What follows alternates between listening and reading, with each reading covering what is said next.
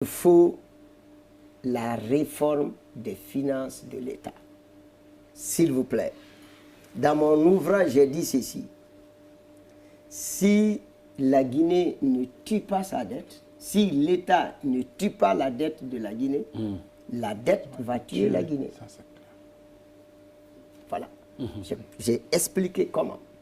Parce qu'on s'endette de n'importe comment. On crée de l'argent sur le dos de l'État n'importe comment. Tous les contrats, 90% des contrats signés en Guinée, il y a les intérêts privés qui sont attachés. Mais comment on peut aller? Le prix n'est pas contrôlé. Tous les contrats, c'est des intérêts privés. Et il trouvera que le Guinéen préfère faire perdre la Guinée 10 milliards pour que lui, il a 100 millions.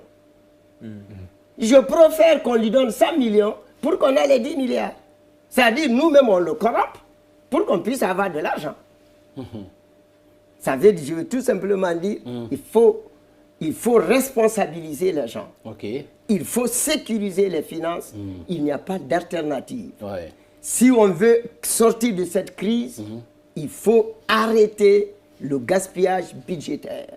Et en Guinée, c'est tous les jours, il y a gaspillage budgétaire. Il faut une discipline à ce justement, sur le fait que l'État, en tout cas, il y a des gros paiements qui se font en liquide, il n'y a souvent pas assez de traçabilité. Est-ce que ça aussi, ce n'est pas un autre problème? C'est un grand problème.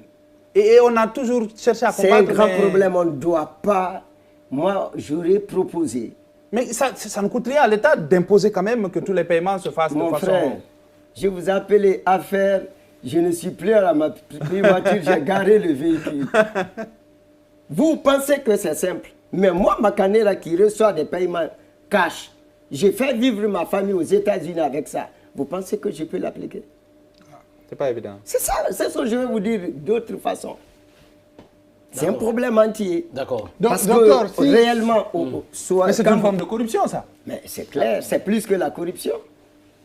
C'est un nom qu'il faut trouver pour le cas guinéen. Docteur, je ne sais pas ce que vous appelez discipline budgétaire, mais est-ce qu'au niveau de tout ce que vous avez énuméré tout de suite là, est-ce qu'il n'y a pas eu manque de rigueur à des endroits? C'est ce qu'on appelle discipline.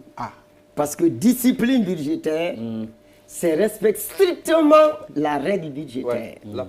Et si on respecte strictement la règle budgétaire, personne ne peut prendre un franc. C'est tout. D'accord. C'est tout.